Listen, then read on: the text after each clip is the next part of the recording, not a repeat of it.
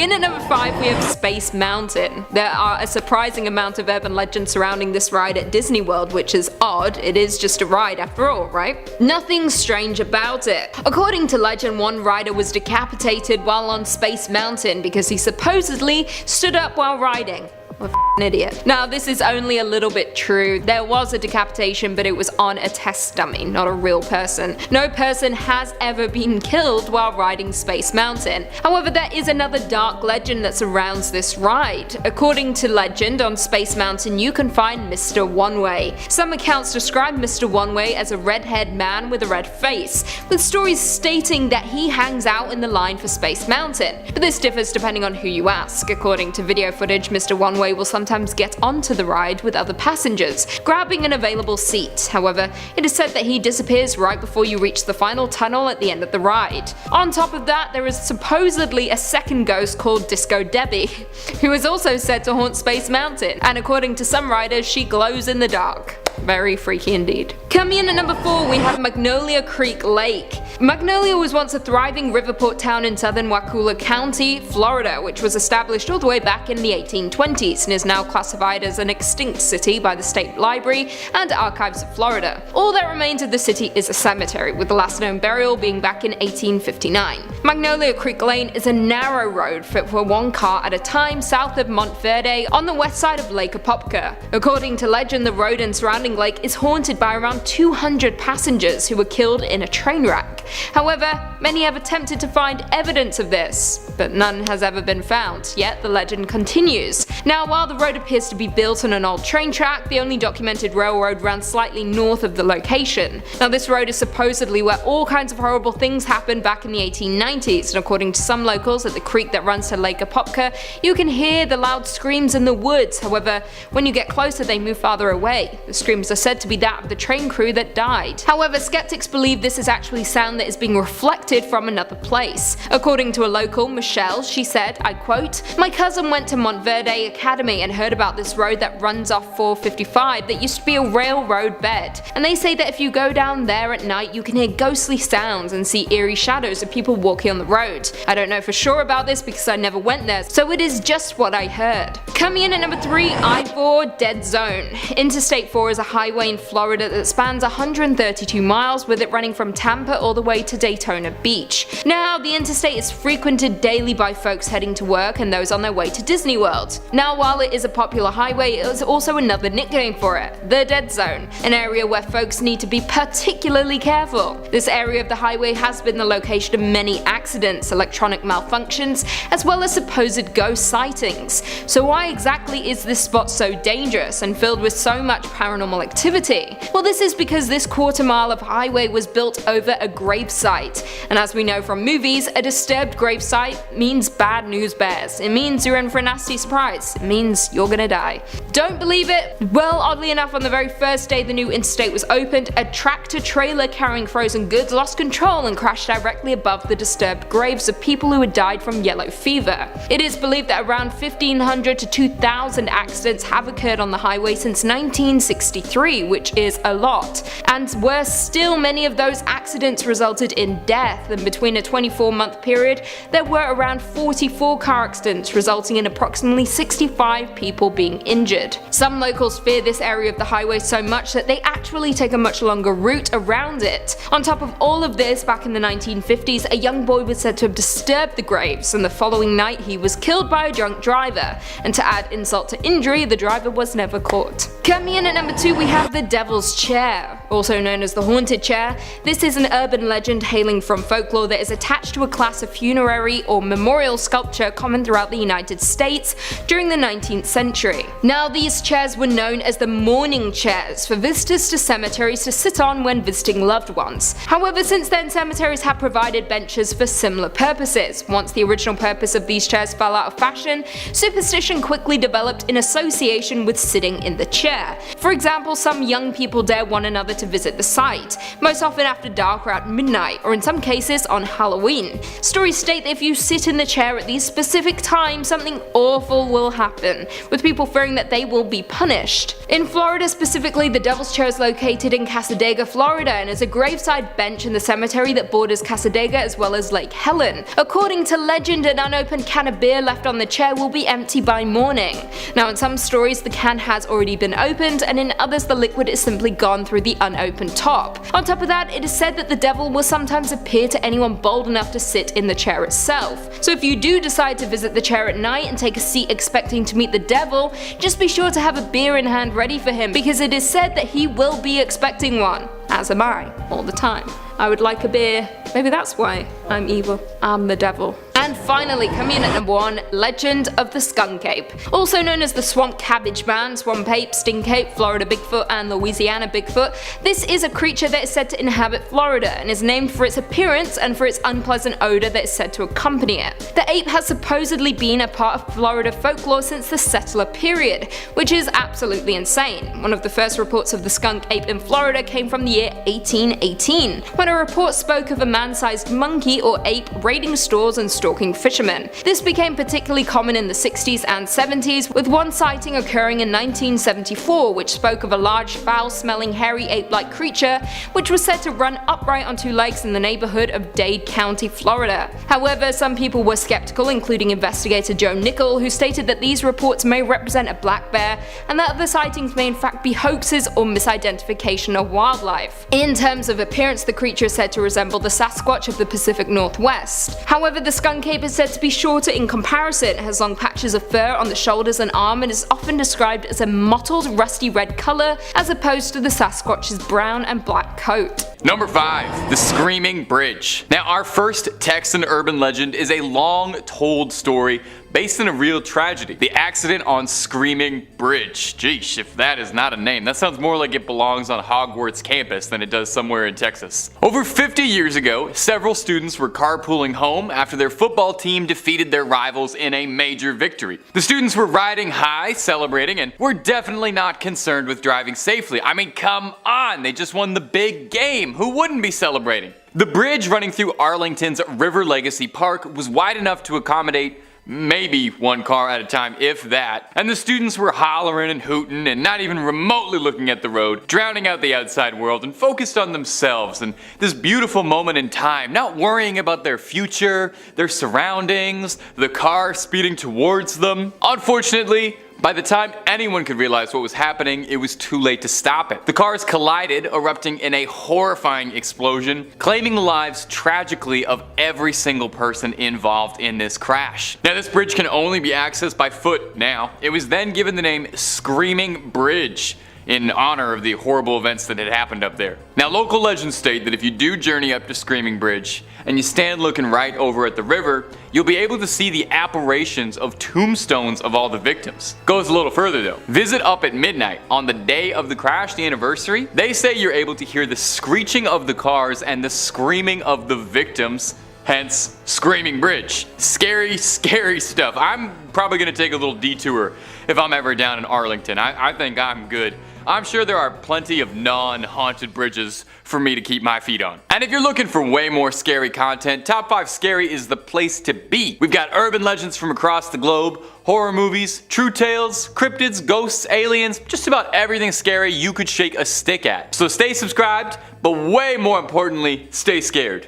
And hey, stay watching this video, okay, before you check out the rest of the channel. We got way more cryptids and urban legends to go. Number 4, the Chupacabra. The Chupacabra is one of my absolute favorite cryptids out there. I love the variants and sightings and legends because sometimes, depending on who's telling the story, the Chupacabra is described as being like an alien, reptilian, like horrible little goblin guy that runs around on all fours and is from another planet and sucking all the goats. And then sometimes in some stories the Chupacabra is just like a weird looking dog. I love it. Not all cryptids need complicated lore. Sometimes they're just a weird looking dog. Now, legends of the Chupacabra stemmed initially from Puerto Rico, most cryptozoologists believe, with stories dating back to the 1970s. Livestock was found going missing all around this one small town, Mocha, and were initially assumed to be the work of some cult, but later reported to be thought to be the cause of an animal, as all the livestock found had bite marks and their bodies bled dry. Now the name Chupacabra literally translates to goat sucker, which is so funny that when you learn that, it is impossible to ever unlearn that. Now this creature is a widespread phenomenon reported across the Southwest and Mexico, but Texas of all places seems to be a real hotbed for the creature. One very determined author, Ben Radford, who's a researcher at the Center for Skeptical Inquiry, and he even penned a book appropriately titled Tracking the Chupacabra, says that Texas is a Chupacabra factory, one of the foremost places in the world associated with the beast. One of the more recent sightings, and one of the more viral ones that was going around, was a few years ago in Amarillo. A zoo's security camera captured weird footage of a creature standing on its back legs that looks a whole lot like a Chupacabra or Crash Bandicoot. You decide for yourself. Number 3. The Blackeyed Children. Our next entry details the paranormal sighting of a cryptid called the Blackeyed Children. Nailing down the first earliest sighting of Blackeyed Children ever is difficult since there are some conflicting reports, but most people tend to agree that the first widely recognized instance of this was from a journalist in Texas in 1996 all the way down in Abilene. Brian Bethel was a journalist working at the time, and he said he stopped in a parking lot near a movie theater to write a check. He heard a knocking on the door of his car, and he looked up from his pen and paper and said, and I quote, I'm quoting him on this, he said he felt a soul-racking fear looking out at a boy and his younger brother. The boy told Bethel that he and his younger brother both wanted to catch a movie, but they didn't have any money. Bethel was uncomfortable with this, but dismissed it as just having the jitters. The two kids told him that, hey, we're just kids, nothing to be scared of, and that they didn't have any weapons, which is, you know, that's a totally normal thing that kids would say to you in a parking lot all the time to calm you down. Bethel told the boys that the movie they wanted to see was already playing and they wouldn't be able to make it in time. And since this was in 1996, we can only speculate on what they wanted to see, but I'm pretty sure it was the Arnold Schwarzenegger classic Jingle All the Way. Anyway, Bethel said when he broke eye contact with the young little weirdos, he found himself completely swallowed by his own fear. The boy's eyes then became completely black, obsidian as midnight on a moonless night. Bethel's story kickstarted a number of sightings of these black-eyed children across Texas and even showing up in other states. No one's got any idea just what they were or what they wanted really. What are they? What are their goals? Were they even human or just creatures sort of masquerading as humans? And did they really just want to see a movie and maybe he should have just driven them down to the Cineplex? We may never get answers on that one. Number 2, the Candy Lady. Now our next story is a real sweet one. It details an old urban legend about a nightmarish figure named the Candy Lady. Does she know the Candy Man, do you reckon? I bet they would be a great fit for each other if anyone wants to set that blind date up. Anywho, the Candy Lady, despite the sweet nickname, was a ruthless criminal with little regard for her victims. Her real name was Clara Crane, but history remembers her as the Candy Lady since that's way scarier. Get ready for a humdinger of a ghost story. In 1895, she was accused of poisoning her husband by slipping him caramel candies that she had laced with something lethal. Now, a couple years before, this young couple had lost their child, causing Clara to become distraught. Clara blamed her husband for what had happened to the child, leading her to add a little extra sugar to his sweets. Oh, I'm making light of this. That's terrible. If she poisoned her husband, that's just terrible. I don't want to joke about that. Clara was deemed unfit for trial and was placed in the North Texas Lunatic Asylum, which, don't worry, thankfully received the much more pleasant name as Terrell State Hospital down the line. I can't believe that's ever what it was called before. Imagine getting sent to the North Texas Lunatic Asylum. Unfortunately, her stay at the North Texas Lunatic Asylum would not be the end of her legacy. I just wanted to say it again one more time. I'm sorry. Can you blame me? In 1903, people started going missing around the town Clara lived in. Bizarrely, relatives of the victims would report finding candies and candy wrappers around their home. Sometimes there would even be threatening little notes on these candies. Locals started speaking again of Clara Crane, the woman who infamously poisoned her husband with dark candies years back. Now here's where it gets bone-chilling. A nearby farmer found a bunch of teeth in his fields and then discovered the body of the town sheriff in his field without his choppers and forks in his eyes and candy in his pockets. Now, no one knows what truly became of Clara Crane. There's not really a lot of records for this thing, but she's become a great ghost story to locals who tell the tale of her luring people away with her sweet little treats and taking their teeth and eyes in return. Oh my god, that's giving me a toothache just talking about it. We have to move on from this one, otherwise I'm gonna have to book a dentist appointment soon. Okay, moving on. Number 1, the Donkey Lady. I saved the best for last. Our last entry is the bizarre legend of the Donkey Lady. Now, there's a few variations on the origin of the Donkey Lady, but the stories always end up the same horrible way.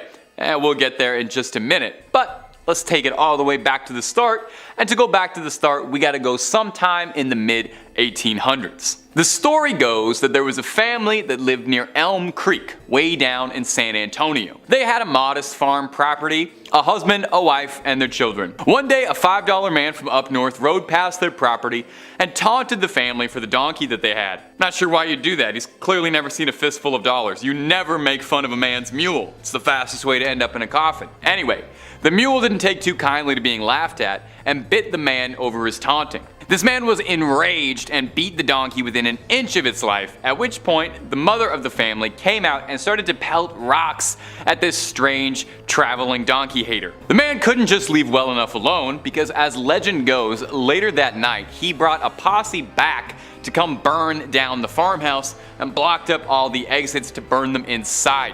All over a donkey, allegedly. The farmhouse went up in flames. The only survivor, tragically, was the wife who initially had come to the donkey's defense.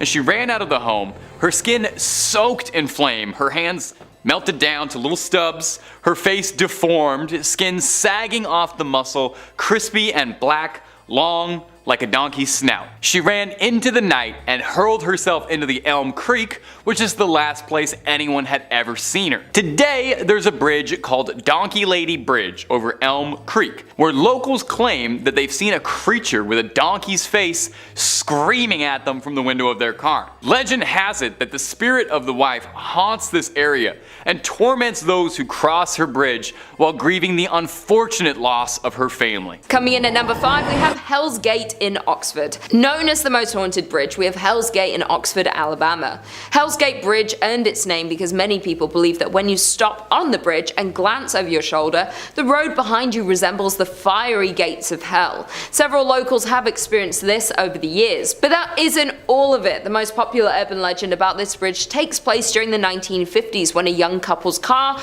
drove off the bridge and into the water below. Supposedly, if you stop on the bridge and turn off your lights, a member of the couple will enter your vehicle and leave a wet spot on the seat. The bridge was officially closed to traffic in late 2005 and early 2006 when the new road, known as Leon Smith Parkway, was built from Friendship Road to the Oxford Exchange, connecting it to the new outdoor mall. On Saturday, January 13, 2007, the legend of the bridge lives on, as after it was closed, the OPS team decided to go to this bridge and investigate the paranormal activity claims. The team arrived at the site around 10 PM and placed voice recorders on each end of the bridge. In the middle, they set up a webcam suited for night viewing and took lots of pictures with the digital and 35mm cameras. They wrapped up their investigation sometime after midnight. After going through the evidence, they did not detect anything that night, though one of the members did see an object coming toward the group while we were sitting on the end of a bridge. And just because nothing suspicious was caught that night doesn't mean it isn't haunted. Coming in at number 4, we have the vanishing of Orion Williamson. This urban legend is different from most and revolves around the farmer Orion Williamson. One hot July afternoon in 1854, Orion was walking on his farm near Selma. Reportedly, Williamson's wife and family were on the front porch of the farmhouse. Then, neighbors passed by and waved to Williamson, who was walking in ankle-deep grass. Orion waved back before vanishing right before the eyes of his family and neighbors. The party ran to the site, frantically searching, but found no sign of Williamson. Soon, a search party was formed, and 300 men are said to have come to search for the farmer. No sign of Orion materialized, even though the effort continued well into the night. As news of the inexplicable vanishment spread, more volunteers and a team of geologists arrived. They dug up the field to see if the ground was in any way unstable or unusual. There was only solid rock a few feet below the surface. No holes, crevices, or cave-ins, nothing that could explain the event. Reportedly, Mrs. Williamson and her son could hear Orion's voice calling for help for weeks afterward, growing fainter and fainter. Each time they would rush out onto the field only to find nothing. nothing. Gradually, Orion's voice faded into a mere whisper, then disappeared forever. After no amount of searching turned up anything, the judge declared Orion dead. The following spring, it is said, a circle of dead grass appeared to mark the spot of the unlucky farmer's disappearance. The German scientist Maximilian Hearn, author of the book Disappearance and Theory Thereof, speculated that Orion walked into a spot of universal ether. He believed these places lasted a few seconds and could completely destroy all matter within them. Another scientist theorized a magnetic field had disintegrated Orion's atomic structure and sent him into another dimension. In at number 3, we have the ghost of Sally Carter. The story of Sally Carter begins in the mansion of Cedarhurst in 1823 when Sally was visiting her sister. While she was visiting, she was struck by a quick and fatal illness and passed away on November 28, 1837, just 3 weeks short of her 16th birthday. Sally had loved the estate, and that is why some say you can still feel her presence there today. Reports of Sally's ghost go back to 1919 when a 17-year-old boy from Dothan, Alabama slept outside Sally's bedroom. That stormy night he had a dream that Sally visited him, asking him to prop up her tombstone. When he awoke the next morning, he explained the strange dream and told his family that he was going to Sally's grave. They laughed at him, but when he arrived, her stone had indeed fallen over in the storm. This popular local legend ends with the boy going back to his hometown of Dothan, never to return to Huntsville again. Sally's grave was in the family plot on the estate. She had so many visitors, there was a well-worn path from the road. She did unfortunately also have many teenagers vandalize her grave. That is why in December of 1982, Sally, her sister and her sister's 3 children were relocated to an undisclosed location in the Maple Hill Cemetery. Her casket was relocated, but some claim that when her grave was excavated, the casket Sally was supposed to spend eternity in was empty, besides tombstones falling over and caskets being empty of mortal remains. Others have reported seeing sights of Sally walking the grounds of the estate she loved so much. A past guard at Cedarhurst heard Sally walking upstairs while working one night. After the woman's shift ended, she realized that she had lost some money while doing rounds. After searching the grounds, hearing footsteps following her and the unnerving flickering of her flashlight as if the batteries were ready to die, the guard gave up the money for lost. But once she returned to the guard shack, her flashlight flickered brightly, shining directly on the cash she had given up looking for. It was then she chose to thank Sally and claims to have heard a young woman's laugh in return. Someone who knew both the Thornton and Grace families who lived in the house had a friend who slept in Sally's room. When asked what it was like, the friend told him about doors opening and closing by themselves, covers getting snatched off the bed, and light switches being tripped. The girl thought it was all rather annoying, but after a while got used to it and ignored the strange things going on. In at number 2, we have Hugging Molly. This urban legend comprises of the witch of Hugging Molly, haunting the town of Abbeville, Alabama. Legend claims that a phantom woman would appear to children, but only at night. The witch would squeeze them tightly and then proceed to scream in their ears, though she never harmed them other than causing ringing in their ears. Molly had been described as a 7-feet figure, wearing dark clothes and a wide-brimmed hat. Jimmy Rain, an Abbeville local and lifelong resident, grew up hearing the legend of Hugging Molly. For him and his friends, she was more than just an urban legend, but a real ghost haunting the grounds of his town. One night, Jimmy and his good friend Tommy Murphy heard the story from Tommy's dad. His dad told them he knew Hugging Molly was real because she had sprung from the shadows and hugged him one night. They were convinced it had to be true. Who Molly is still up for debate, but many believe that she lost her own children and go after local children to make up for the lost time with her own child. Some say her ghost still walks the street of Abbeville late in the night, sweeping her black skirt as she goes. And finally, in at number 1, we have Slag of Sloth's Furnace. From 1882 to 1971, Birmingham's Sloth's furnaces transformed coal and ore from surrounding acres into the hard steel that would pave the way for the Industrial Revolution. In the early 1900s, James Slag's Wormwood was foreman of the graveyard shift, the period between sunset and sunrise, where he was in charge of a crew of nearly 150 workers. During the summer months, the temperatures throughout the plant would reach more than 120 degrees. Lack of sleep, the heat, and low visibility made working the furnace literally a living hell, and only the poorest of workers desperate for employment would work it. To impress his supervisors, James Slag would make his workers take dangerous risks, forcing them to speed up production. During his reign, 47 workers lost their lives, 10 times more than any other shift in the history of the furnace. Countless others lost their ability to work due to accidents, mishaps, and even a recorded explosion in the small blowing engine house in 1888 that left 6 workers burned blind. In October of 1906, James Slag's Wormwood lost his footing at the top of the highest blast furnace and plummeted into a pool of melted iron ore, where he melted instantly. It was reported that Slag must have become dizzy from the methane gas created by the furnace and lost his balance, but Slag had never set foot on top of the furnace during his years of employment. significant, leaving the death of James still a mystery. The legend of Slags grew each year after his disappearance. Workers complained of an unnatural presence they increasingly encountered throughout the worksite. One work reports that on a night watchman in 1926 they sustained injuries after being pushed from behind and told angrily by a deep voice to get back to work. The man, upon searching the grounds, could find no sign of any other living person, only to assume it was the spirit of James Slag. Another suspicious story happened in 1947 when 3 supervisors turned up missing, where they would be found unconscious and locked in the small boiler room in the southeastern part of the plant. None of the 3 could explain exactly what happened to them. All agreed they were approached by a man whose skin appeared badly burnt and who angrily shouted at them to push some steel. Probably the most horrifying tale occurred in 1971 when the night before the plant closed, Samuel Blumenthal, the Sloth's night watchman, who was nostalgically taking a last look about, found himself face to face with what he recalls being the most frightening thing he had ever seen. He described it simply as evil and a half-man, half-demon who tried to push him up the stairs. When Blumenthal refused, the monster began to hit him. In addition, another investigation was held in 2003 by the Alabama Foundation for Paranormal Research, who insisted that there is no doubt paranormal activity on the grounds of the plant. During their investigations, they pulled data that confirms through scientific methods that the spirit entities are present and cannot be explained, while also stating that Sloth is one of the most paranormally active places our team has investigated. Coming in at number 5 we have the ghost of Stow Lake. The history of Stow Lake, located in the Golden Gate Park in San Francisco, is shrouded in mystery. Stow Lake is said to be haunted by the spirit of a woman who,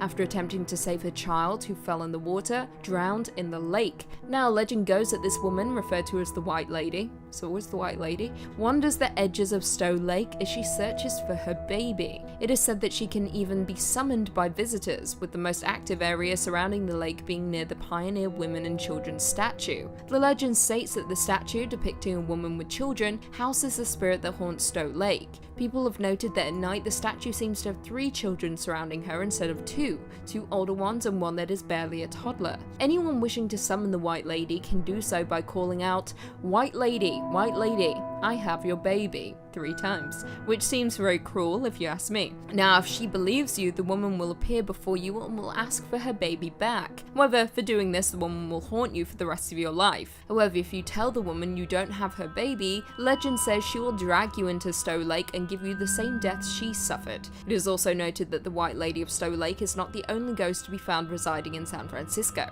of course, and if you wish to explore the creepy haunted history, you can do so with Haunted San Fran Ghost Tour.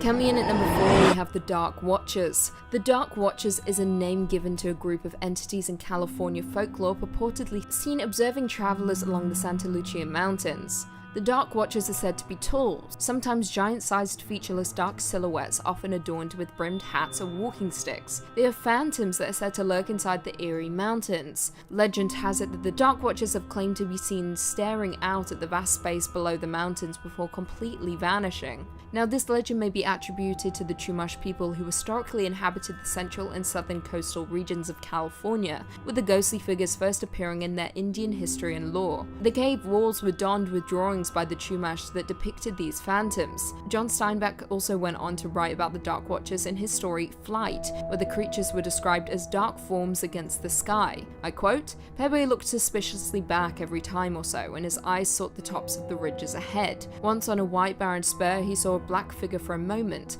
but he looked quickly away, for it was one of the Dark Watchers. No one knew who the Watchers were, nor where they lived, but it was better to ignore them and never to show interest in them. They did not bother one who stayed on the trail and minded his own business." Steinbeck's son, Thomas Steinbeck, would also grow up to report having seen the Dark Watchers during his childhood, and later, along with artist Benjamin Brode, collaborated on a book titled In Search of the Dark Watchers, where they go into the history of the legend and interview locals who claim to have seen them, such as the famed Big Sur resident Billy Post. In more recent history, sightings occurred in the 1960s by a Monterey High School principal. Coming in at number 3, the Monster of Elizabeth Lake. Now, I should preface this point by saying that there are at least 10 different Elizabeth Lakes in California, but the one we're talking about today is in LA County near Palmdale, and is perhaps the oldest one in the state. Now, it is said that Elizabeth Lake was created by the devil himself for the keeping of his hellish pets.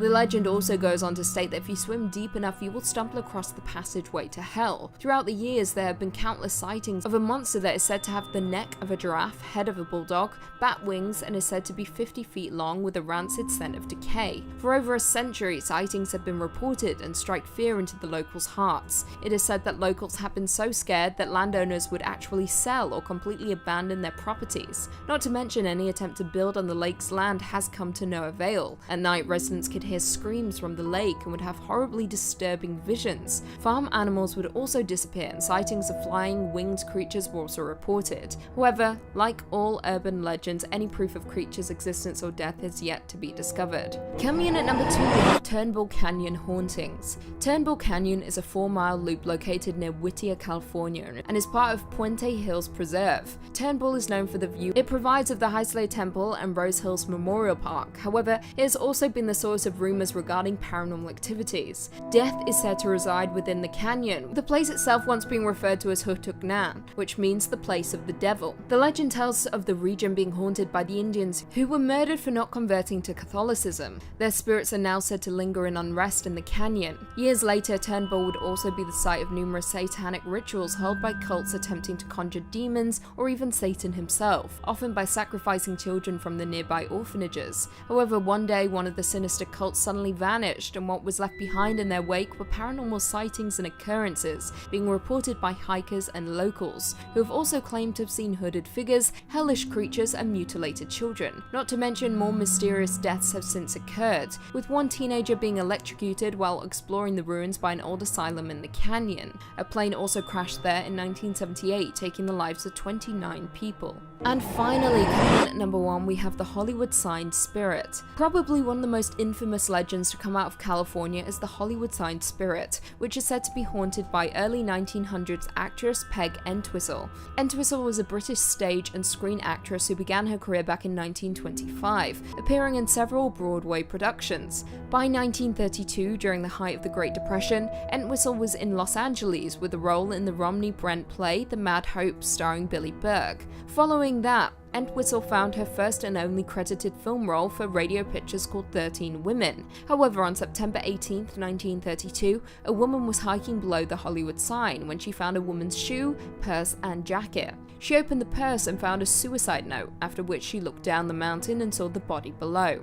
Entwistle's body remained unidentified until her uncle, with whom she had been living with, identified her remains. The suicide note was eventually published and read as follows: "I am afraid. I am a coward. I am sorry for everything. If I had done this a long time ago, it would have saved a lot of pain. P.E."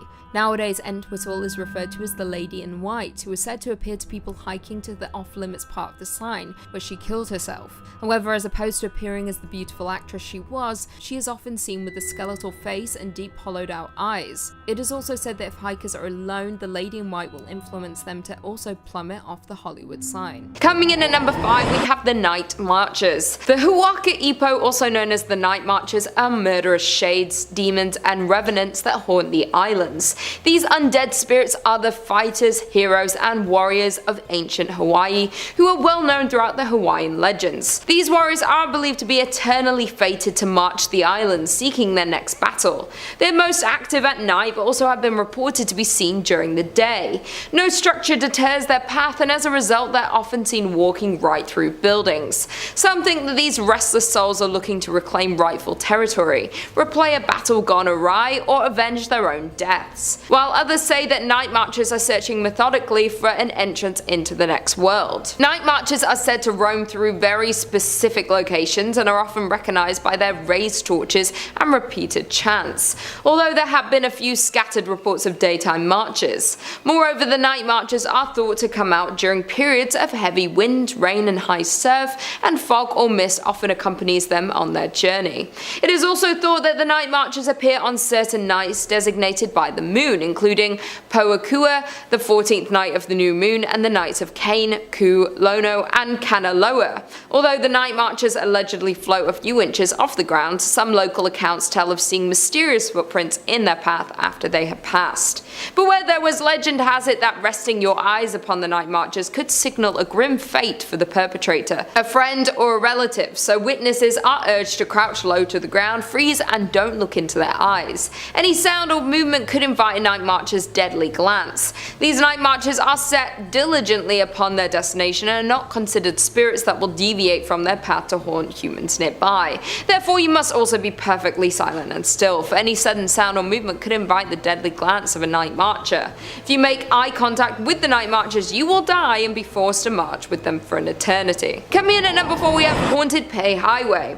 Pei Highway is known as a historic site and urban legend attached to it. The highway runs through the district of Nuuanu, a valley between the Ko'olau mountain range on leeward Oahu, and it was there that this decisive battle unfolded. Hundreds of warriors fought in the battle. Years later, during the initial development of what would eventually become the Pali Highway, more than 800 human remains were recovered. Some believe that the spirits of those warriors continue to haunt the area. Pali Highway is a staple of local urban legends and a popular spot for paranormal activity. People report coming back with photos of orbs or white mist or stories of supernatural encounters. One of the most common stories associated with the highway warns people not to take pork over the Pali. This is because it is known that if you try to bring pork across, your car will stop at some point along the journey and an old woman with a dog will appear. To continue on your way, you must feed the pork to the dog. While another story about the area describes 2 large stones at the start of the Pali Trail. These stones, according to the legends, were considered goddesses who took the form of these stone sentries to guard the Pali.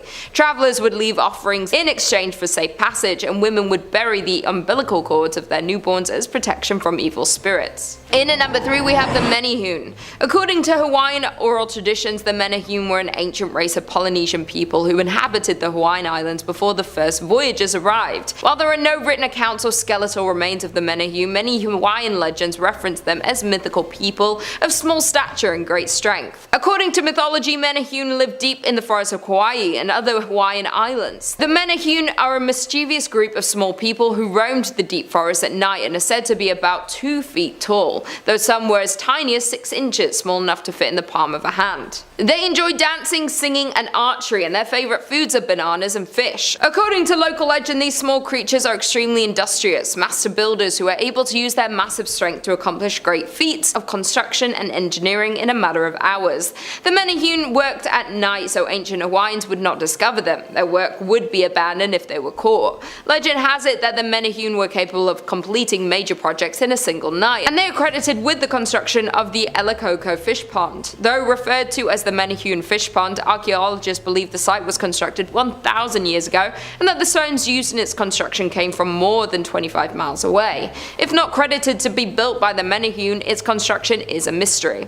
Another structure with mysterious Manyun ties on Kauai is the Kikeola irrigation ditch located in Waimea. While ancient Hawaiians are known for their stone-crafted irrigation systems for growing taro, the Manyun ditch is a fascinating archaeological find because of the type and cut of stone used to create it. Instead of uncut or roughly shaped lava rock, the Manyun ditch is constructed of finely carved basalt stones. In addition to their handiwork, the Manyun have been known to use magic arrows to pierce the heart of angry people, igniting feelings of love instead. They also enjoyed cliff diving, and according to local lore, they were smart, extremely strong, and excellent craftsmen, though because they worked at night, they were rarely seen by human eyes. Coming in at number 2, we have the Green Lady. By day, the Wahiawa Botanical Garden is a beautiful destination for those wanting to see lush tropical flora. Nearby, however, is home to a legend of a much more ghastly sight.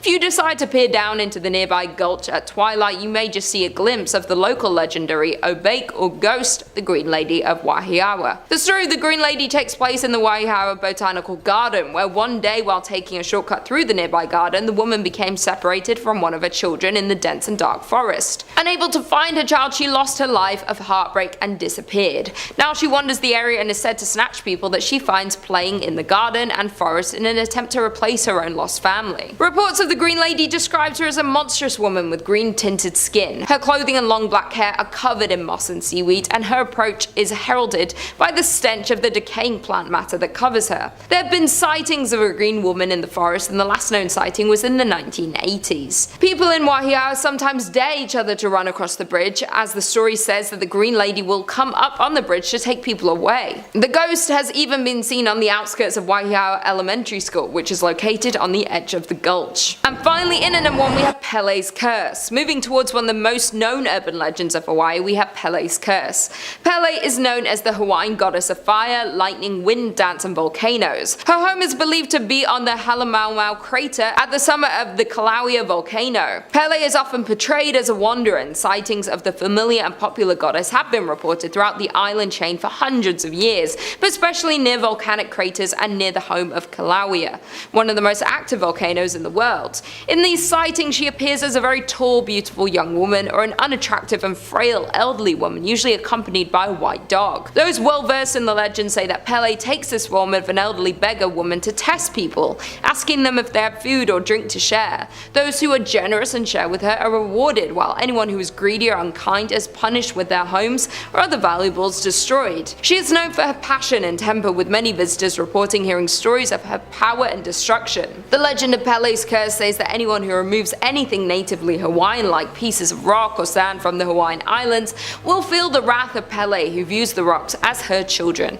Legend has it that if you take from Pele, you will incur years of bad luck. It is said that Pele's wrath is stimulated by jealousy or arrogance. Some believe the myth of Pelles Curse was actually invented by park rangers on the big island of Hawaii because they were tired of visitors making off with bits of the island. Many people, including local residents, believe that Pelles Curse is just a legend. However, to this day, hundreds of pieces of lava rock are mailed back to the big island as a result of those who claim they have experienced bad luck and misfortune due to the curse they received when stealing from the island. Coming in at number 5, we've got the Mullan Monster. If you've ever taken a drive up the 87, you might have come across a set of very colorful, very large footprints tracked across the highway. While these particular prints were put there by people, they are in homage to the Mullan Monster, aka Arizona's answer to Bigfoot. This big beastie lives along the Mullan Rim and has been seen from Prescott all the way to Clifton. Sightings of the monster date back to early as 1903, with plenty of reports of video, tracks, and hair samples appearing since. People claim that the Mullan Monster is a bipedal humanoid, towering over most at 7 feet tall, leaving behind 22-inch footprints.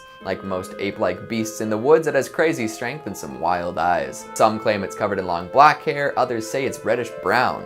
Maybe it changes with the seasons, or maybe there's more than one. The Mullan Monster is also known for smelling really, really bad. Like dead fish, skunk, BO, peat moss, and snapping turtle musk. I'd hide out in the woods if I smelled like that too. Part of the reason why it's so rarely sighted is that it tends to be active at night. It will hunt and gather all sorts of different foods under cover of darkness and make little nests for itself. If you stumble across one of these pine needle refuges, get the hell out of there. This beefy monster is known to be very territorial and very violent. It reportedly likes to decapitate deer and other wildlife before digging in, and if it can pull the dome off a deer, it can pop your top off like a bottle of Coke. Be careful if you hear any weird noises too, because the Mullan Monster likes to mimic other wildlife. Birds, coyotes, it is even reported to shriek like a woman in distress. So don't go running off to save the damsel, because you might find yourself face to face with a very hairy hunter. Tie up your supplies if you're camping too, as the monster will rummage through stuff left out. You know, they were all about the hairy man or the wild man or something like that. And of course I didn't believe them.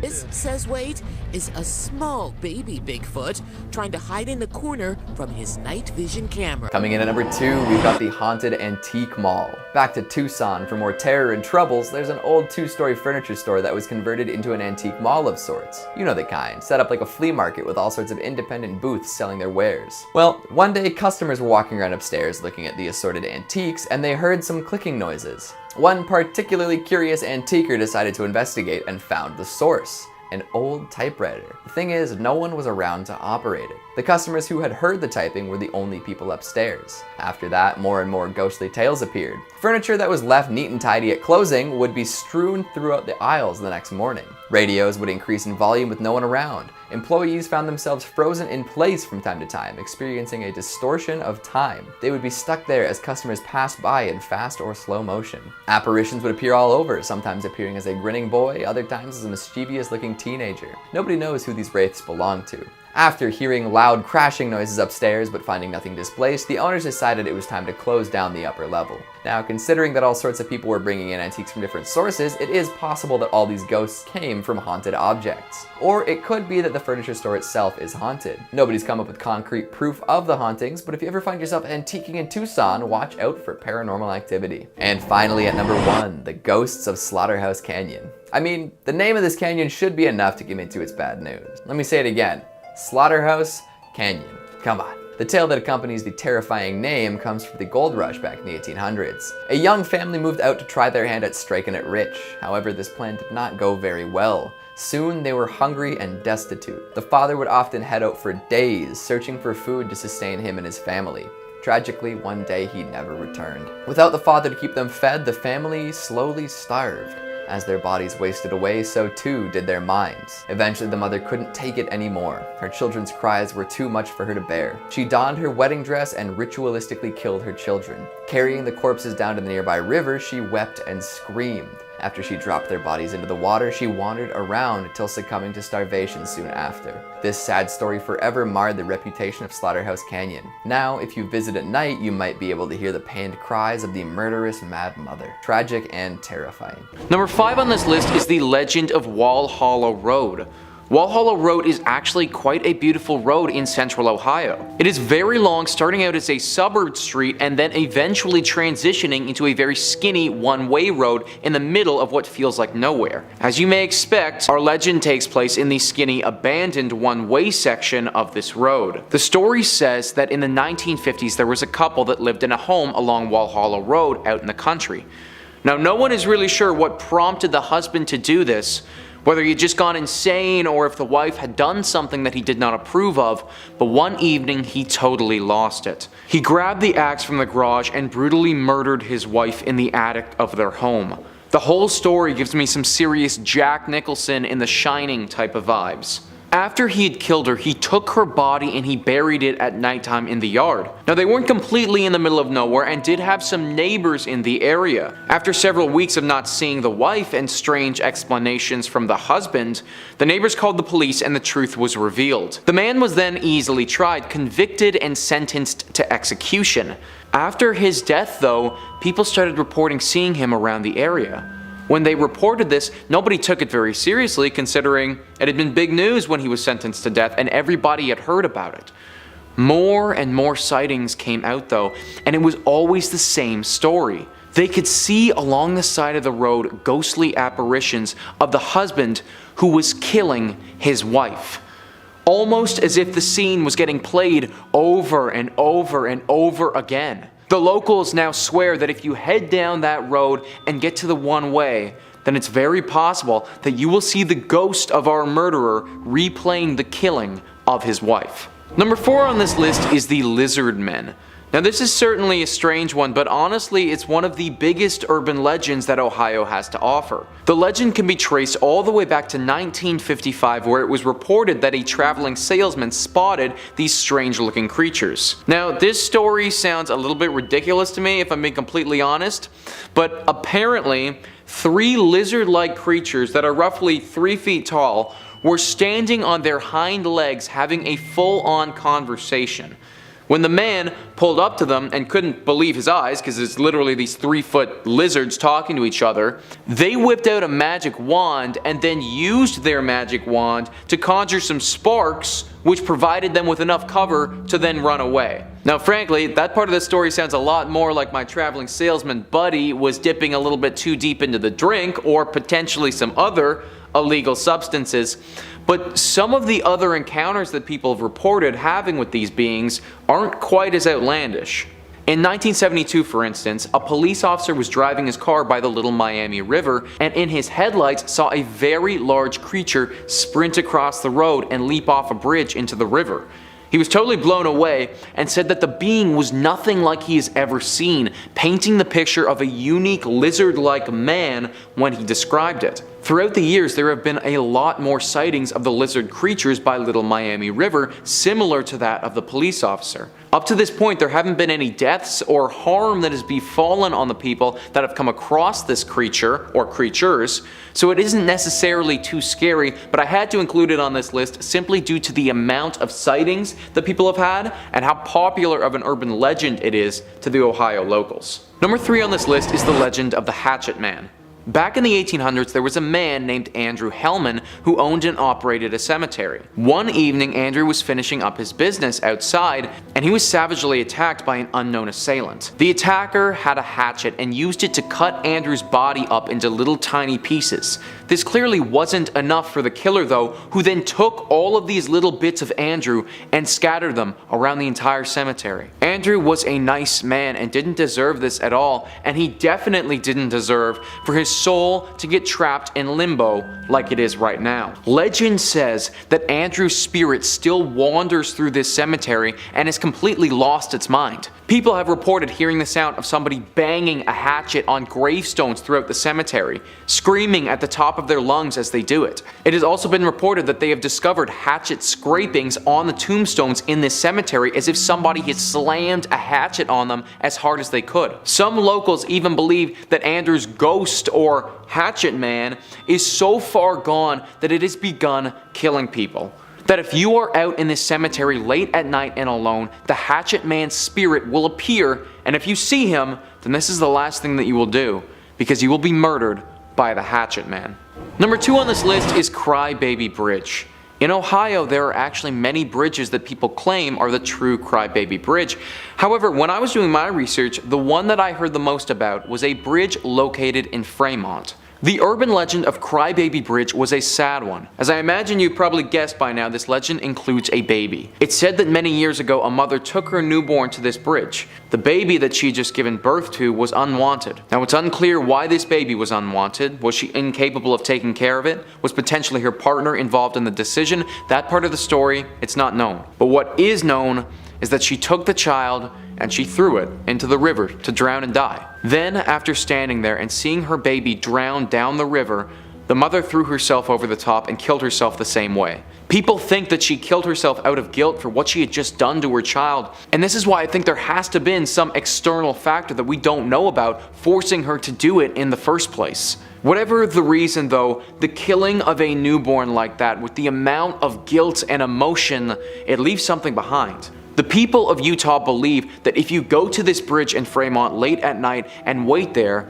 you will start to hear the cries from a newborn baby coming from the waters below. It is also said by the locals that if you stand there long enough, then you may even encounter the phantom form of that mother. She won't cause you any harm, she will only be looking out over the waters, regretting what she had done to her child so many years ago. Number 1 on this list is the portal to hell. Located in Blue Ash, Ohio, the portal to hell is a very eerie looking drain tunnel that was reportedly used by Satanists to open up a gateway straight to hell. The exact story of how the portal was created, it isn't completely concrete, but for the most part, everybody agrees that a satanic group used part of the tunnel as a meeting ground. It was in this tunnel that they started performing their satanic rituals. They reportedly used this place for a lot of sacrifices and would slaughter live animals down there very frequently. This escalated until they made a full-on portal to hell that nobody is closed. People in the area regularly report hearing screaming coming from down inside the tunnel, with others saying that they've seen strange visuals and movements as well. David Scott and John Stevens, who run a show about paranormal activity, got wind of the portal to hell and had to go check it out for themselves to see if the rumors were true. From what they had heard, there was a demon called the Shadow Man that was lurking deep inside the tunnels near the altar room where the Satanists used to sacrifice the bodies. When they go down into the tunnel, for the first bit, everything is as it should be. It's still super creepy tunnel, but nothing paranormal. Then, as they're super deep into the tunnel, they begin to hear footsteps coming from behind them in the darkness. Being paranormal professionals, they pull out this strange looking electronic device and start asking questions to it. Sure enough, a voice comes back to them. They go on to have a full conversation with this voice and learn that a man named Jake was murdered down here. The voice goes on to tell them that the tunnel is a prison and that they must worship Satan here. It also tells them that the Shadow Man is real and is currently down here with them. The conversation finishes with the voice basically claiming that it wants to leave this horrible place and that it is trapped down here.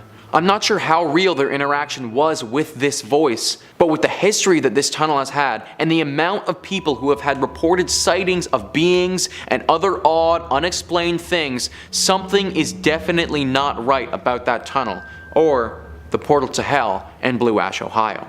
Number 5 on this list is the Empress of Little Rock. The Empress of Little Rock, that just sounds imposing, man. Like a mission in Red Dead Redemption 2 or something like that. Arkansas urban legend says, originally built as the most extravagant dwelling in the state by wealthy saloon keeper James H. Hornibrook, the house currently operates as the Empress of Little Rock, a luxury bed and breakfast. Several paranormal encounters had been witnessed by former owner Robert H. Blair, workers, and guests.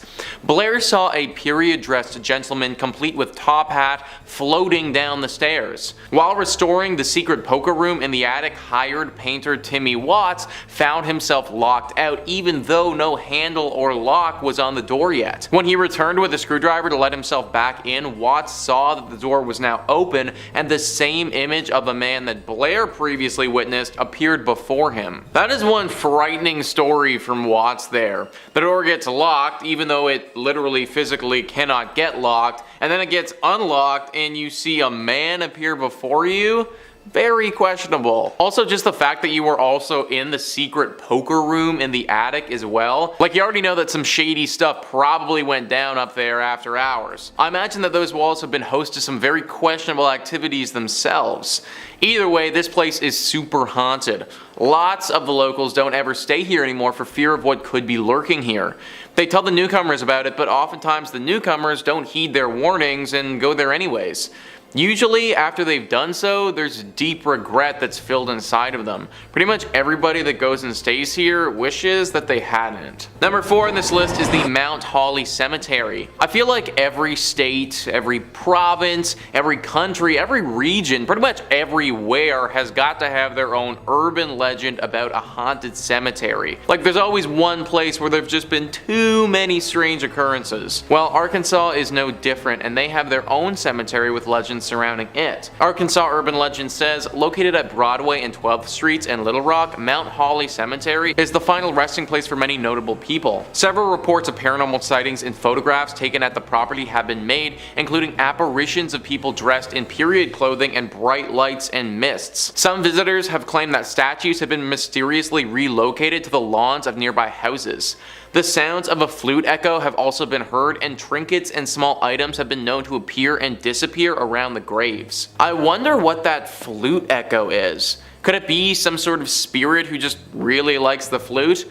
What if it's something more sinister than that? The flute has often been tied to some pretty bad and devilish demons before. Is it possible that one of these creatures is afoot and using this flute to perform some sort of bad ritual? I would ask you guys to be the judge for yourselves, but that would mean that you'd probably need to go to this place, which I highly recommend not doing. Number 3 on this list is the 1886 Crescent Hotel and Spa. Well, this sucks, guys. A nice spa and hotel ruined once again because of ghosts and a pesky urban legend. Arkansas urban legend says the legendary 1886 Crescent Hotel and Spa is one of the most popular haunted Arkansas destinations. Visitors can stay overnight and take tours revealing the secret underground passages, the property's old morgue, and hear the multitude of hauntings that have been reported throughout the years. The most well-known ghost of the Crescent is Michael, a stonecutter who helped build the hotel and who fell to his death at the location of room 218. Michael is said to have been a womanizer who often got in trouble for flirting with the ladies. Room 218 is now the Crescent's most requested room. Another paranormal guest of the hotel is Dr. John Fremont Ellis, former hotel physician. Dressed in top hat and fine clothing, he's been seen on the staircase from the second floor to the lobby, and smoke from Ellis's tobacco pipe is sometimes smelled near the elevator. Look out for a disappearing pool of blood, a resident morgue ghost around the autopsy table, and more eerie sightings. Oh yeah, guys, just casually look out for that disappearing pool of blood and dead ghosts that's out and about. No big deal.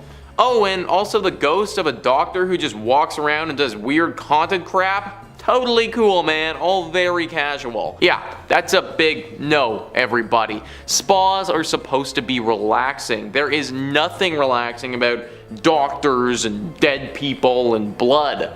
I'll get my massages elsewhere, thank you very much. Number 2 on this list is the Toltec Mounds. Once again, we have another creepy name that could be a Red Dead Redemption 2 mission. Arkansas urban legend says, known to some as the Stonehenge of Arkansas, the mounds and earthen embankments present at Toltec Mounds Archaeological State Park are remnants of the Plume Bayou culture, not the Mexican Toltec or Aztec tribes as the name suggests. The Plume Bayou people built 18 mounds to serve as a ceremonial, religious, governmental, and social complex with at least one serving as a burial mound. Archaeological digs at the site have uncovered items that cannot be traced to other Native American cultures and also have suggested that the Plume Bayou people simply disappeared with no trace of where they went or why they left. Visitors to the present day park have claimed to see lights, orbs, and even ghostly apparitions of ancient people. At night, footsteps have been heard around the existing mound site. I have no idea what those orbs are or who they're coming from, but I don't want any part of it, folks.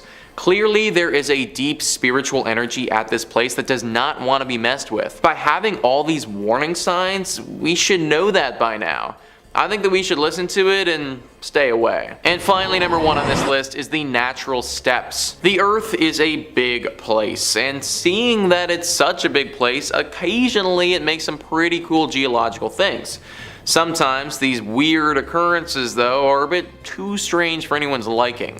Arkansas urban legend says, a unique geological formation along the banks of the Arkansas River, Natural Steps is a small town with an unsettling history of buildings, structures, and people disappearing. Days after a local couple's wedding atop the Natural Steps, the groom perished from a sudden and mysterious illness. Overwhelmed with grief, the widow disappeared after the funeral, many believe by committing suicide by jumping off the Natural Steps. Residents and visitors alike have since reported seeing a woman in white strolling within the town. During the Civil War, Confederate forces are believed to have sunk their own gunboat containing vast sums of gold in order to keep Union troops at bay. 3 Confederate soldiers died during the explosion, and their graves can be found in the town cemetery. Legend has it, on moonlit nights, the ghosts of the 3 soldiers march in a single file line to the Arkansas River to uncover their hidden treasure. So we have multiple things going on at these steps / town / urban legend hell spot. We have a groom who has apparently taken their own life.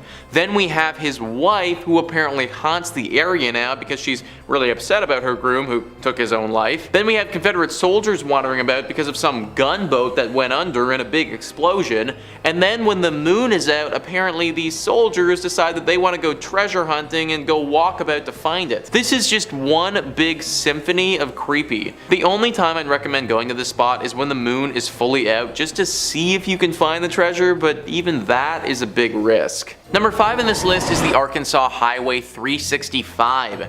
There is quite the tale that surrounds this highway in Arkansas, one that makes driving on it quite scary. Arkansas.com says, years ago a young man was driving down Arkansas 365 south of Little Rock when he saw a young girl on the roadside.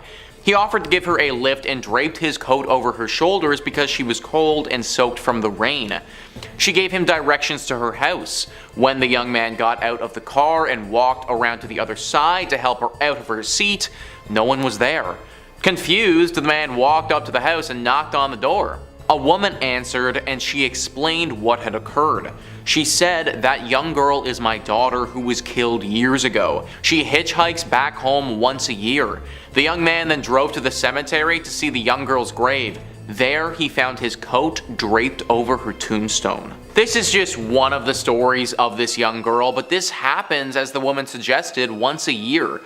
Once a year, a good Samaritan who is simply trying to help the young girl will be fooled into driving a ghost around for a few hours. I have no idea how that dude, after getting to the cemetery, was able to get in his car and keep driving after that. Like, the second I saw my coat dangling from the tombstone like that, I would immediately tapped out. I couldn't figure out what time of year this happens at, which is too bad, because then I could have warned you guys, but be aware that it will happen without fail at least once. So if you do see a young girl on the side of the road along this highway, definitely stop to help, but just know you might be picking up a ghost. Number 4 on this list is Mary Walters. The legend of Mary Walters goes hand in hand with the legend and haunting that surrounds Curran Hall. Arkansas.com says, currently the home of the Little Rock Visitors Information Center, the house was originally built by Colonel Ebenezer Walters for his young bride Mary. Mary Walters was never able to see the completed structure as she died in childbirth just before the house was finished. Grief-stricken, Colonel Walters left the state and the house was owned by several different people, some of whom have reported experiencing the presence of Mary Walters. Visitor center staff have also experienced eerie occurrences, including a picture coming off the wall and a coffee machine making coffee with no grounds or water present. Mary Walters apparently haunts this ground now and the areas surrounding it. Nobody really knows what it is that she wants, just that she's here all the time, haunting everyone and everything. I guess she must really be fascinated by the coffee maker though, because that's often a device that she haunts and messes with. Maybe just technology in general is something that gets to her. Considering she never got to see this building get finished, to see it now, totally finished, and also with literal futuristic stuff in it would be kinda crazy. Well, I guess normal stuff for us, but futuristic stuff for her. Either way, she isn't said to be a dangerous ghost, just an annoying one. Be wary if you ever end up at Curran Hall, Mary Walters might be watching. Number 3 on this list is the Clayton House. This has got to be one of the most haunted spots in Arkansas, and it's developed quite the legend around it. Arkansas.com says, originally serving as the residence for William Henry Harrison Clayton and his family, the Clayton House has also been home to several paranormal experiences. Director Martha Seiler and her employees steer clear of a bedroom on the 2nd floor where the sounds of boots stomping and doors slamming have been heard. In Clayton's study, Seiler and her daughter have both seen an apparition of a woman with gray hair dressed in brown. A carpenter took some pictures while working on the house, and when he got them back, a woman appeared. Paranormal investigators have captured several recordings in the house, including one of a cat meowing and a man yelling an obscenity. When the public was invited on these investigations, a woman reported her hair being tugged and a man saw a person's face. Wow, so there is a lot going on here and a lot to break down. First off, we have the sounds that are coming from the 2nd floor. Boots stamping on the ground and doors slamming. Is this potentially the ghost of William Henry Harrison Clayton expressing his disapproval of something? If so, what is he trying to tell us and why does he seem so mad? Second off, we have the woman who's appearing in the Clayton study. Who is she? Is she the wife of William? And what would have happened to her that has caused her ghost to stay here? I imagine it must have been something pretty tragic. Then we have a carpenter taking pictures and a woman show up in them who wasn't there. Is this the same woman who was in the study, or is this a different woman entirely? And finally, we have some paranormal investigators capturing literal recordings of the ghosts and ghouls who reside here. Also, they captured a cat too. Don't know if that was just a cat or a ghost cat or like what the cat has to do with it, but now we have to factor that into this mess of a place as well. One big circus of ghosts is what this house is, and the thing that has stumped everyone is why. From my research, I couldn't find any horrific tragedies that went down here. It's just an old house. I guess sometimes it really do just be like that, and this place was just meant to be haunted. Number 2 on this list is the Allen House. What is it with Arkansas and these creepy houses, man? And they all have creepy names too. Like the Allen House. Who the heck would want to stay at the Allen House? Anyways, Arkansas.com says, built in 1906, the Allen House is located along North Main Street and features Gothic-style architecture and wrought iron fencing. The house was planned by local businessman Joe Lee Allen to be the most impressive house the town had ever seen. Unfortunately, in December 1948, the family experienced a grave tragedy. Their daughter, Liddell, consumed mercury cyanide-laced punch in the house's master suite. Out of grief, her mother sealed off the room and it would not be entered by anyone for nearly 4 decades. During its time as an apartment building in the 1950s, tenants would report eerie occurrences including hazy figures appearing in photographs, furniture being unexplainably rearranged, and several reports of a lady sitting in a turret window. So at least with this house we have a reason as to why it's haunted. In the last one we didn't even know, there wasn't anything clear. I think this one is pretty clear and obvious though.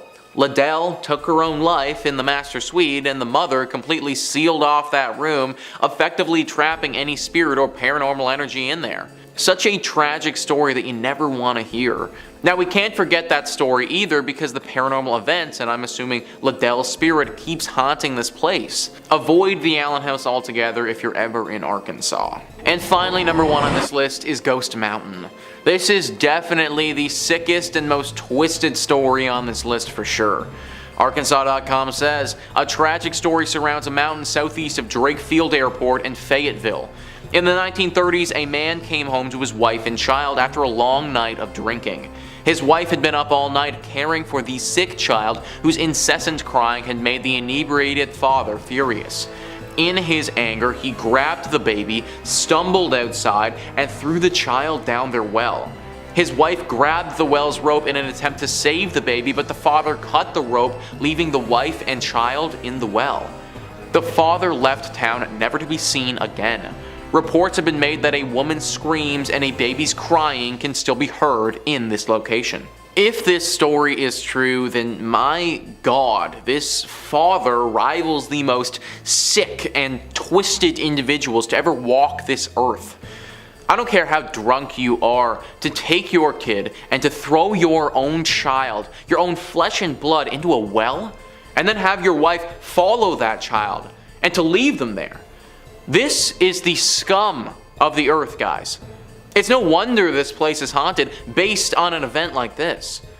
My heart just goes out to that child and that wife, and hopefully one day their souls can find peace. Coming in at number 5, we've got Ogopogo. Let's start with a famous one. Move over Nessie, we've got a Canadian sea cryptid to discuss. If you've ever been to British Columbia, you'll know that there are plenty of mountains and lakes to explore. One of the more well-known ones, both for its picturesque qualities and supposed housing of a monster, is Lake Okanagan. Situated in Kelowna, this lake is famous for its vacation-friendly beaches. But if you head out looking for a relaxing day on the water, you might meet up with a strange beast. Sightings of the Ogopogo date back to 1972, but indigenous legends have been telling tales of the creature for much longer. It's described as a long, slender creature with many humps and a horse head that peeks out of the lake during thunderstorms. Sound familiar? While not nearly as famous, Ogopogo is quite similar to Nessie when you get down to it. Both are aquatic, hard to find, and attract all sorts of cryptid hunters. All sorts of folks have claimed to see Ogopogo swimming around, popping its head out of the water from time to time. Photos and videos are common, but none are really verifiable or convincing. Thankfully, the creature seems to be relatively friendly. For all these sightings and rumors, there haven't been too many claims of violence or aggression from the lake-dwelling beast. In fact, it's actually quite well liked by everyone. In the 90s, the Canadian government commissioned a postage stamp in honor of Ogopogo. Way to go. Skeptics all have their explanations for what it might actually be, with one prevalent idea claiming that it's actually a primitive whale that only comes out during calmer seasons. Regardless of whether it's real or not, what's more fun to say in the end, Nessie or Ogopogo? I'll let you guys decide. Coming in at number 4, we've got the University of Toronto Phantom Worker. If a film is being shot in Toronto, you're more than likely going to catch a glimpse of U of T's campus. The school's buildings are ornate and beautiful, perfect for giving a scholarly feel to any scene. A lot of the buildings have facades that date back to the early 19th century, giving them a timeless feel. Of course, with any buildings that have been around so long, there will be ghost stories. Back in the 1920s, U of T built a Gothic memorial to honor students who had died during the First World War. During construction of this elaborate memorial, many workers were hired to help out. Legend says that one of the workers fell from the tower while polishing the bells, a true Hunchback of Notre Dame moment. Ever since that fateful incident, students and faculty alike have claimed to see the ghost of the worker wandering around campus. Some even claim that there have been ghostly apparitions falling from the tower. Folks who don't know the legend will run to see if the poor fellow is okay, but never find a body. So much for being a good Samaritan. There are many other ghost stories surrounding the university as well, but none so stomach-dropping. Stonemasons with murderous qualities, little girls lost in planetariums, and a baker who managed to trap his mistress inside a secret room. The stories are real, but are the ghosts still haunting the campus? I suppose you'll have to pay the institution a visit and find out. Just try not to get roped into paying tuition, alright? That's scarier than any ghost story. Coming in at number 3, we've got the Nennerlook. We've talked about urban legends from the far west coast and the most populous city, so now let's take a trip out east. Known for its quaint, peaceful charm, Newfoundland is the last place you'd expect to find terrifying urban legends, right? I mean, you can get screeched in and end up with a scary hangover and only a faint memory of your previous night, but that's something else entirely. The monster seen near Newfoundland dwells in the sea, but does so unconventionally. How do you think sea monsters usually get around? By swimming, right? Well, this thing acts a little differently than most. First sighted by Sir Humphrey Gilbert back in the 16th century, it was described as a lion-like creature. This fits the description of an Inuit cryptid known as the Nennerluk. Legends of such a creature have been passed down through generations of people, but it was considered just a legend to outsiders until Sir Humphrey Gilbert came across it himself. The Nennerluk is a gigantic beast estimated to be as tall as an iceberg. It's got white fur, huge ears, and loves to eat anything that gets close enough. Seals are the classic meal, but it won't turn down a human if they get close. Now, back to that bit about movement. The Nennerluk doesn't swim, it walks along the bottom of the ocean. Yep, not the most efficient way to get around, but it gets the job done. Imagine watching a gigantic beast just walk out of the sea towards you. This is also the reason why people say that it's not really ever seen away from shore. It makes sense considering how deep the ocean is. But if you ever spot a little antenna poking out of the water, it's time to get a move on. And if you ever hear a deafening roar, it's probably too late. Coming in at number 2, we've got the Cabbagetown Tunnel Monster. We'll return to Toronto for a moment, you know, because of the urban qualities of these legends. Get it?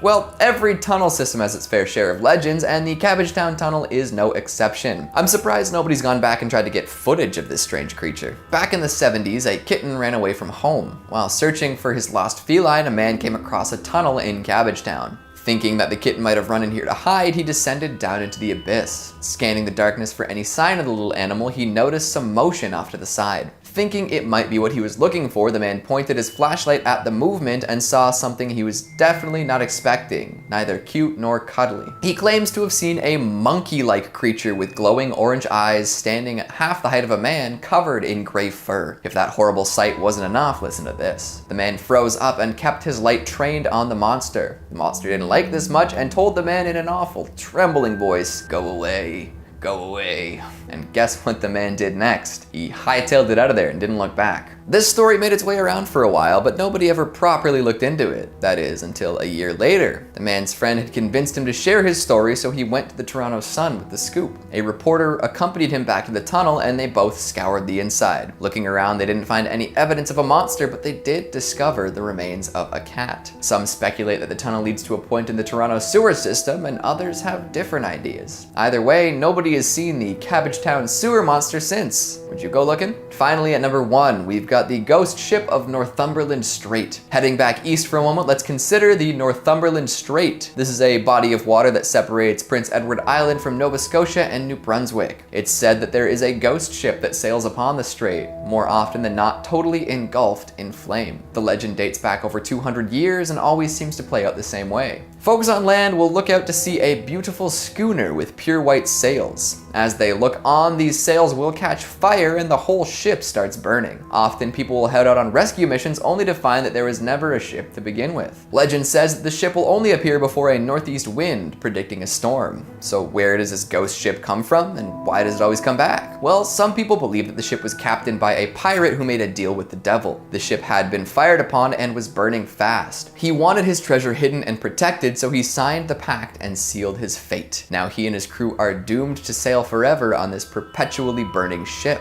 Yikes. Now, skeptics will tell you that the ghost ship is simply a mirage, but if that were the case, then how do they explain the flames? How very Canadian, eh? In at number 5, we have Empire State Building Bermuda Triangle. We've all heard about the Bermuda Triangle. Also known as the Devil's Triangle, it is loosely defined as being a region in the western part of the North Atlantic Ocean.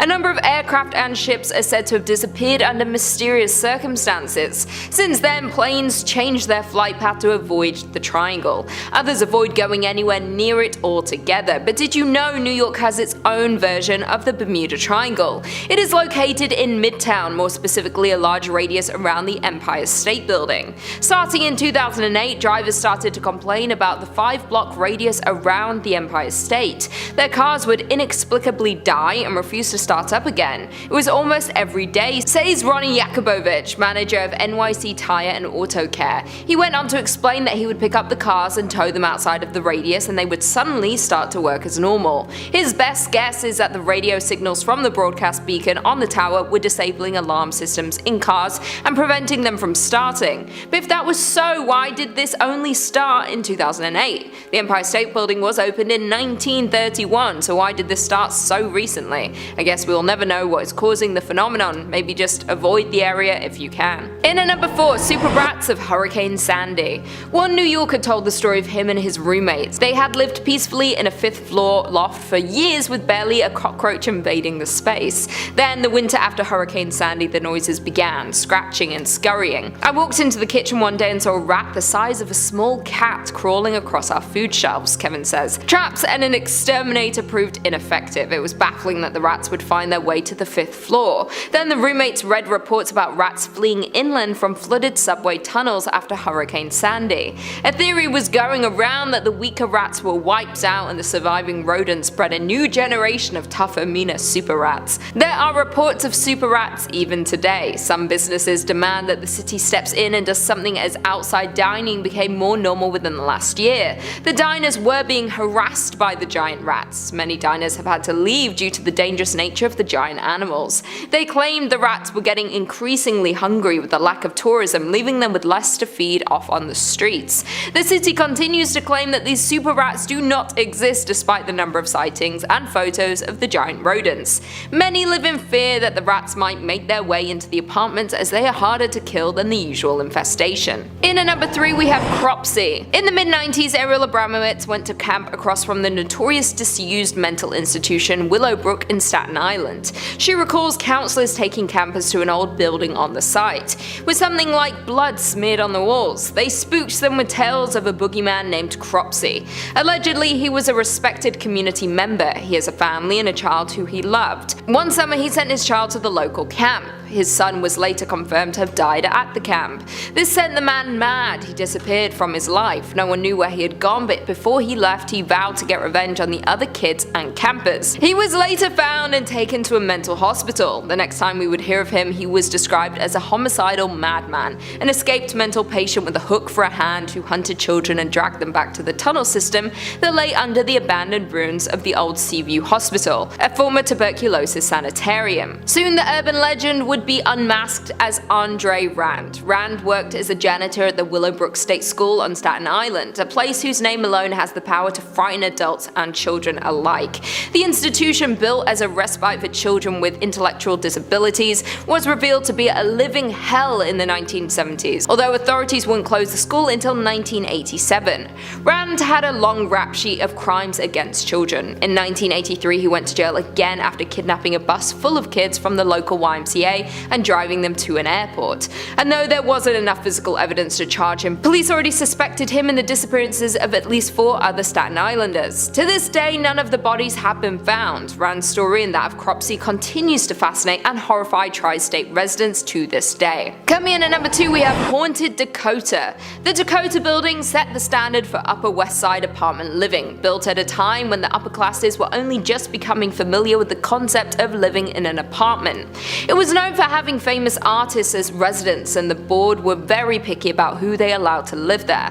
One of the most famous couples to live at the Dakota was John Lennon and his wife Yoko Ono. Years after John Lennon was shot dead in front of his Central Park West apartment building in the Dakota, his widow Yoko Ono saw his ghost sitting at his white piano. She claims he turned to her and said, "Don't be afraid, I'm still with you." When he was alive, Lennon himself claimed to have spotted a figure wandering the halls of the Dakota, whom he referred to as the crying lady ghost. Other residents are said to have encountered the spectre of a little girl about 7 years old, smiling and laughing and greeting people in the hallways. The Dakota's original owner, Edward Clark, had an interest in the paranormal and would often host seances to communicate with the dead. The more you play with the paranormal, the more likely you are to experience paranormal activity in the future, says paranormal researcher. She believes that when people are murdered suddenly and violently, their spirits linger. In John Lennon's case, his life was cut short in his prime. He was only 40 years old. Someone like him was happy to be alive. He was working, he had a small child, he had unfinished business. It's a prime recipe for a classic haunting. And finally, in at number 1, we have mole people. There are around 700 miles of subway tracks underneath New York City. Did you know that the large sections of the track that isn't used is home to the mole people? Thousands of homeless people and families have created a community underground. The mole mole people are living under popular parts of town without the people who are walking above even knowing they are there. They travel under cover of darkness as not to be evicted from their underground homes. Ever since the Great Depression, there have been many homeless people in New York City. During the difficult period, people started using the subway tunnels as a place to live. The places where homeless people live are dangerous. Rodents and reptiles lurk through the tunnels. There are debris and other hazards in the dark, plus the darkness conceals criminals, and mole people are often the victims of attacks. Thieves even steal what little they have. The entrances to the subway tunnels are easily accessible by anyone who has the desire to venture into them. There are numerous entrances throughout the city. However, it is illegal to enter, and going into them can result in criminal charges. Just like any place that numerous people live, the mole people form communities. Most of them look after each other, but there is also a kind of hierarchy. Most of them are very territorial over the section of the tunnels where they live. After all, it is their home. There are couples and even families that live underground. The sad part is these people risk losing their kids if authorities find out they do not have a place to live. So the families living in the subway do their best to stay concealed. People are not the only ones living in the subway tunnels under New York City though. Many animals live beneath the streets. Some of the mole people even domesticate these animals and live with them. These animals keep them company in the very isolated and lonely place they call home. The mole people do anything they can to eat and obtain the things they need. It's difficult for them though. They have to wait until it's dark to emerge from their homes. If authorities see them, they risk getting in trouble. Throughout the years, the city has made efforts to clean sections of the subway tunnels. However, the task is so vast that many abandoned areas remain untouched, especially the parts of the system that are no longer in use. As the saying goes, out of sight, out of mind. Number 5 on this list is Stoll's Gateway to Hell. Anything named Stoll was just doomed from the start, guys. Thrillist says the tiny town of Stoll has counted very few residents since it was founded in 1856. The most famous is rumored to be Lucifer himself, who some say appears at the town cemetery on Halloween and spring equinox. They say he uses the site where a roofless church once stood as a portal to and from hell. Some say that he's drawn to the site of frequent witch hangings. Others believe one of the graves actually contains Satan's own child. Either way, new graves continue to be dug despite signs warning against trespassers, perhaps referring directly to the Prince of Darkness himself or the cults that are rumored to flock to the grounds. The first published article about the horrors are traced back to a 1974 article in the University Daily Kansan,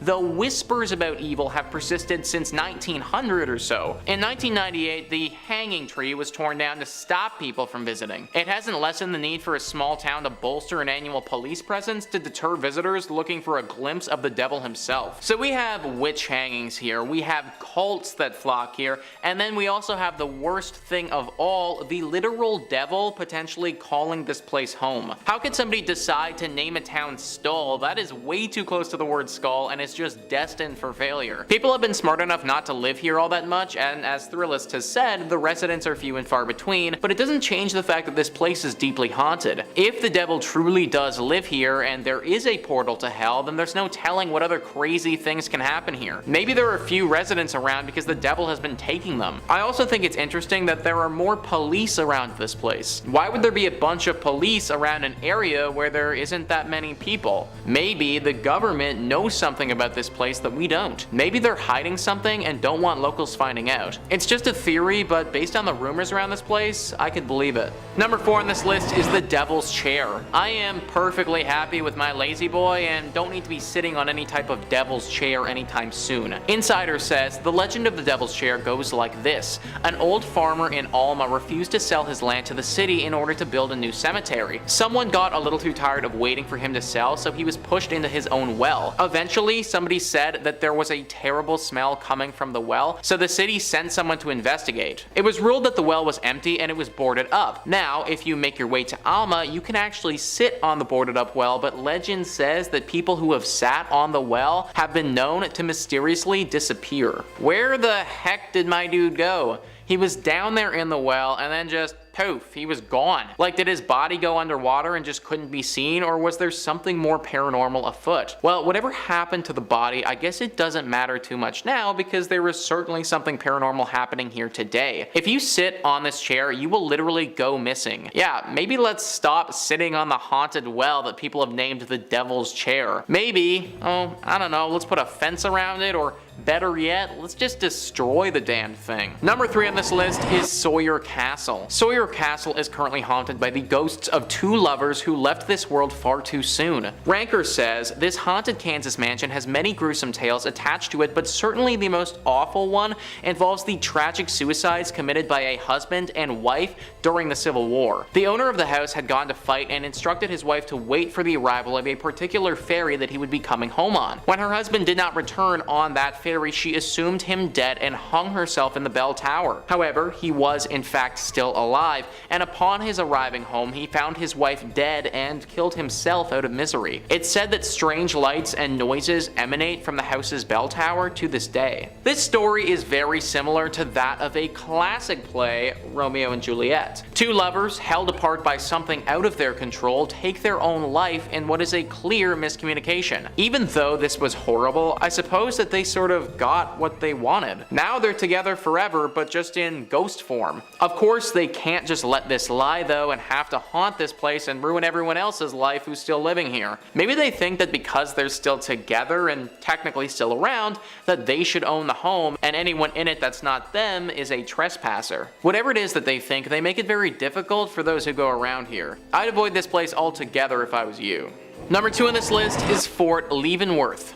What happened here back in the day is enough to make anyone's hair raise. Ranker says Fort Leavenworth is considered to be one of the most haunted army bases in the US, and it's home to a number of helpful and malignant spirits. It has seen centuries of war and is home to a military prison called the United States Disciplinary Barracks. During World War II, there was a prisoner uprising, and as punishment for their unruliness, one prisoner was hung every hour for 14 hours. They quickly ran out of space in the gallows and also used one of the elevator shafts in the administration building to hang people. Ever since then, screams have been heard from that same elevator shaft at odd hours. Not surprisingly, nearly every building on the base has a horrifying story attached to it. I know that it was war and they were trying to have an uprising, but my gosh, hanging one person an hour? Like, that is just so brutal. No wonder this place is deeply haunted now. All of the spirits from back then are locked into this place and refuse to let go. And you better believe that they make the people who are still around pay for what happened in the past. People have reportedly been attacked by invisible spirits before. They've been clawed at and bitten, and one person even had their finger ripped right off of their body. Things are not pleasant at this army base, and I'm kind of surprised that it hasn't been razed to the ground yet. Might be the only thing left to do to quiet these spirits down. And finally, number 1 on this list is the ghost of Saline River. You already know that this is going to be a scary legend when they have a name like that. Ranker says, according to legend, a Native American ghost by the name of Takaluma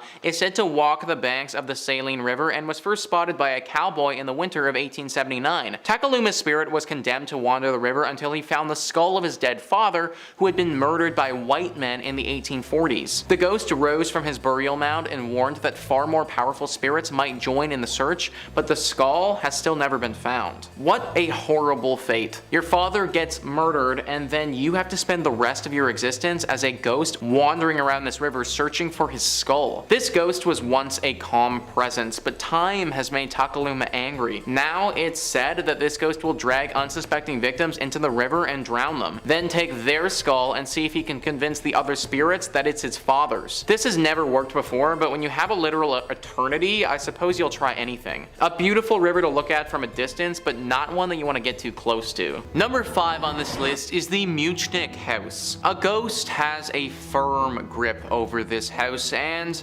refuses to let go of it. Legends of America says, built in 1885, this old home was host to frequent Saturday night parties. On one such evening, the event ran into the wee hours of Sunday morning. Having been kept up very late, a maid who had worked for the party the prior evening overslept the next morning. Rushing from her bedchamber, she ran down the back staircase to the kitchen and fell to her death. Today, witnesses report that lights from the back staircase turn on and off by themselves on Sunday mornings, followed by the smell of cooking bacon from the kitchen when nobody's there. This house, which serves as an art gallery today, was listed on the National Register of Historic Places on July 12, 1974, located at 704 North 4th Street. Now apparently the author of this article actually went there personally, and they had an interaction with this ghost in person. They say, "My husband and I took a guided tour of the Muchnick house 2 years ago, and I had quite an interesting experience. The nice lady who gave us the tour gave us all the history of the house when I happened to glance up to the top of the stairs and saw a young woman, maybe early 20s, peering over the edge of the banister. She seemed to be regarding us with wary curiosity, as if to say, 'What are you doing here?' When we went upstairs to tour the rest of the house, no one was up there. It wasn't until we took the haunted trolley tour that I learned about the young woman who supposedly died there, falling down the stairs." I'm surprised that that ghost just looked at them and didn't try to do anything else, to be honest. The ghost could have easily attacked them had she wanted to, but chose not to in that moment, which was much to the benefit of this couple. This house and its urban legend has made it so that no one actually lives here anymore except for the ghost. It's now just a spot for tourists to pop into and take a quick peek, which in all honesty is probably just pissing the ghost off even more if you think about it. Either way, I know that this couple managed to get out unscathed, but I still don't think that going to this place is the best choice. I'd avoid it if you can. Number 4 on this list is the North 3rd Street home. Nellie Trueblood. That's the name of the person who used to live here. I feel like with a name like that, this place was just destined to be haunted. Nellie was a lonely person who died alone in this house many years ago. One would think that because she was so lonely, after she died, she wouldn't have wanted to cling to this world anymore, but that's exactly what she did. The new owners bought and moved into this house and then started renovating it. Well, apparently Nellie wasn't too fond with changing things up and liked it the way that it was. Balls of light that were roughly 2 feet wide would appear out of thin air and bounce around the home, scaring the living bejesus out of the workers who were sent to renovate it. This was enough for those guys to end the renovations prematurely and leave the house unfinished. Apparently, a family member of Nellie's would later come out and say that they weren't surprised she still haunts this place. This home was deeply loved by the family, and it would make sense that she would want to keep it the way that it is. The family member assured people that she wouldn't hurt anyone, but after seeing the orbs, no one was buying into it. This home was officially listed as unlivable thanks to Nellie and her ghostly presence. Stay away from this place if you don't want Nellie and her orbs to come after you. Number 3 on this list is Theater Atchison. The people of Kansas are gonna need to be looking to find their live performances elsewhere if they don't want to get haunted. Legends of America says, built in 1913 as the first Church of Christ, the building was modeled after the architectural lines of its mother church in Boston. In 1973, the Presbyterian Church bought the building, and 10 years later, they created a community theater organization. Today, the building is known as the Presbyterian Community Center and is home to Theater Atchison. Allegedly, it is also home to an unearthly spirit. Guests often describe feeling an unknown presence with them while visiting the theater, while others working in the building describe odd noises that are often heard that have no apparent earthly cause. The word unearthly makes me pause for a second there. That makes me think that we might not even be dealing with a standard ghost or spirit here, but something far worse. Some type of underworld creature that is coming to harvest people's souls. Or something similar, but from a completely different planet. Now, why an alien would decide to conduct its devilish acts inside a Kansas theater is beyond me, but I guess I'm not from another planet, so I wouldn't know. This is more than just the Shakespearean Macbeth curse, folks. This is evil and dangerous, and it's not something that you want to mess with. Number 2 on this list is the Gargoyle Home. I think gargoyles are pretty dope, honestly. They're really cool and super fun to look at Maybe just not on my home though. Legends of America says, more often referred to as the Wagner House, this turn-of-the-century home was built in 1884 and 1885 by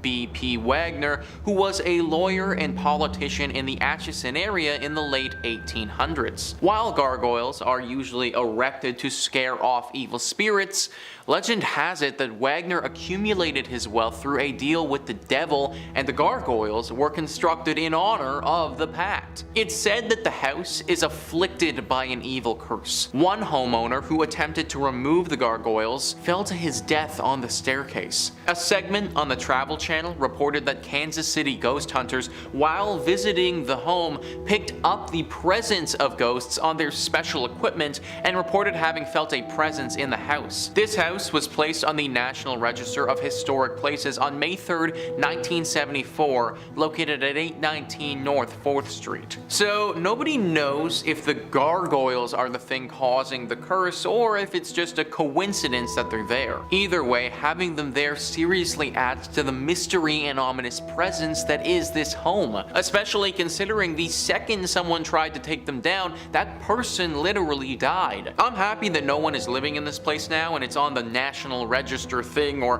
whatever, but that also means that this home isn't going anywhere anytime soon. Like, this house is going to be here haunting people and maybe even taking unsuspecting people's lives for a long time. That's a really scary thought. Hopefully we can get some more professionals in here to figure out what is causing this haunting for good and how to stop it. And number one on this list is Jackson Park. Parks are supposed to be nice, guys. This one, it isn't. Legends of America says a woman by the name of Molly is said to haunt this park. Supposedly, moaning and terrifying screams can be heard throughout the park around midnight. According to one legend, Molly was a beautiful young woman found dead in the park the day after her prom. She was found hanging by her neck to a park tree in a hollow with badly torn clothes. Allegedly, she and her date had argued the night before, and when Molly exited the car, her date drove off, leaving her in the park. It was never determined if her death was by her own hand or was murder. Though some suspected that her prom date killed her, nobody was ever charged. Another legend of the park's haunting states that Molly was a black woman who was lynched by a white mob years ago. Rather than the eerie screams of a young prom girl, the cries instead come from the brutal slaying of an African-American Molly. In any case, the area today is known as Molly's Hollow, a couple's go-to park. In addition to Molly's chilling cries, many witnesses also claim to have seen a ghostly figure hanging in the tree where her body was discovered. Either one of those stories are bad and would have left their mark. So it makes sense why this place is the way that it is now. The pictures of this place are really pretty too, and it would definitely be a go-to date spot. You just have to be really careful that your romantic picnic doesn't get sinister and paranormal really fast.